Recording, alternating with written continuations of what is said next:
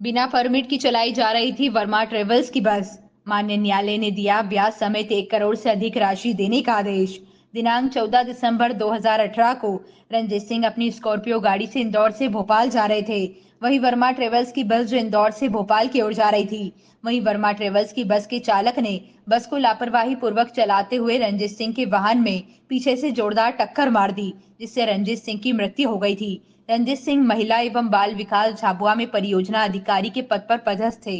मृतक के परिजनों ने अधिवक्ता राजेश खोलवाल, सतीश कुमावत, राकेश पटेल, दीपक वोनी, देव गुजर, अंशल राठौर, आरती भावी, शुभम देवा के माध्यम से क्षतिपूर्ति आवेदन प्रस्तुत किया था, जिसमें वाहन बस की बीमा कंपनी ने बस का वैध परमिट नहीं होने के आधार पर बीमा कंपनी को बीमा पॉलिसी का अध्ययन होना बताया।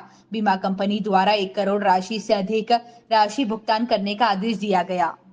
2018 दिसंबर की घटना है जिसमें मृतक जो रंजीत सिंह जमरा है ये अपनी स्कॉर्पियो गाड़ी से इंदौर से भोपाल जा रहे थे और वर्मा ट्रेवल्स की बस ने जो इंदौर से भोपाल चलती अंध गति से चलाते हुए सोनकच के वहां पर इनको टक्कर मार दी थी, जिससे इनकी घटनास्थल पर मृत्यु हो गई थी। मृतक रंजीत सिंह जमरा जी जो थे ये महिला एवं बाल विकास में परियोजना अधिकारी के पद पर कार्यरत थे और इनकी जो वेतन है इनका जो है बीमा कंपनी के द्वारा सभी पक्षों को तर्क सुनने के पश्चात में बीमा कंपनी के द्वारा इनको ब्याज सहित 1 करोड़ रुपए की राशि भुगतान करने के आदेश दिए हैं। मृतक की तरफ से किसने केस लगाया था और इसमें क्या तर्क हुए? मृतक की पत्नी इंदू देवी और उसके साथ में इनके जो दोनों बच्चे थे इनके द्वारा हमारी पूरी टीम के माध्यम से यह प्रकरण माननीय न्यायालय के समक्ष प्रस्तुत किया गया था।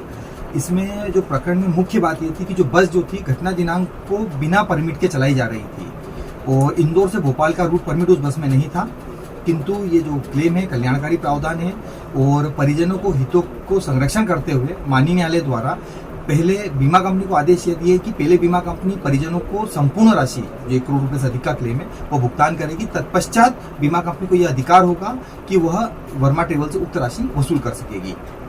क्या क्या वो ये अधिकार उनके पास है कि वर्मा ट्रेवल से वसूल वर्मा ट्रेवल उनको दे पाएंगे? ये आदेश में माननीय न्यायालय द्वारा स्पष्ट रूप से लिखा गया है कि उक्त राशि वसूल करने का अधिकार बीमा कंपनी को होगा। पहले परिजनों को भुगतान करेगी, तत्पश्चात अपने बीमा कंपनी वर्मा ट्रेवल्स के संचालकों से वसूल कर सकेगी। जैसे कि आपने बताया कि वर्मा ट्रेवल्स को परमिट नहीं था फिर भी वो चला, क्या कोर्ट ने उस पर भी कोई अलग से कोई जुर्माना लगाया है, कोई सजा का प्रावधान? बीमा कंपनी द्वारा मुख्य रूप से जो तर्क दिए गए थे इसके संबंध में उन्होंने आरटीओ कार्यालय भोपाल से के भी कथन कराए थे, जिसके कथनों में भी ये स्पष्ट हुआ कि घटना दिनांक को बस के पास वैध एवं प्रभावी परमिट नहीं था, रूट परमिट नहीं था, किंतु तो भी बीमा कंपनी को द्वारा उक्त राशि का भुगतान करना होगा। क्या कोर्ट ने बगैर परमिट में उस पर किसी प्रकार का कोई एक्शन नहीं लिया? ये चूंकि क्लेम थर्ड पार्टी क्लेम है, इस कारण से जुर्माना की राशि अतिरोपित नहीं की जाती है। इसमें माननीय न्यायालय द्वारा अवार्ड घोषित किया जाता है और उस अवार्ड के तहत ही बीमा कंपनी को संपूर्ण राशि भुगतान करना होगी। ये पक्षकार को कब तक मिलेगी यह राशि? यह राशि माननीय न्यायालय ने आदेश दिया कि 30 दिन के अंदर इनको पक्षकार को भुगतान करना होगी। वो राशि सर्वप्रथम भुगतान करना होगी, उसके बाद ही बीमा कंपनी वर्मा ट्रेवल्स के संचालकों से वसूल कर सकेगी। क्या बीमा कंपनी सहमत है ये करने के लिए?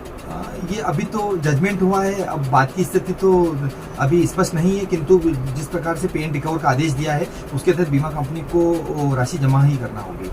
आपका नाम है? राजेश खंडेलवाल अधिवक्ता और मेरे सहयोगी सतीश कुमार, राकेश पटेल और देव गुर्जर, अंशुल पटेल, आरती मावी, सभी लोग उन्हें हमारे साथ में, हम सभी पूरी टीम ने इस केस में काफ़ी हम लोगों का मेहनत रही और उस मेहनत के आधार पर ही परिजनों को यह न्याय मिला।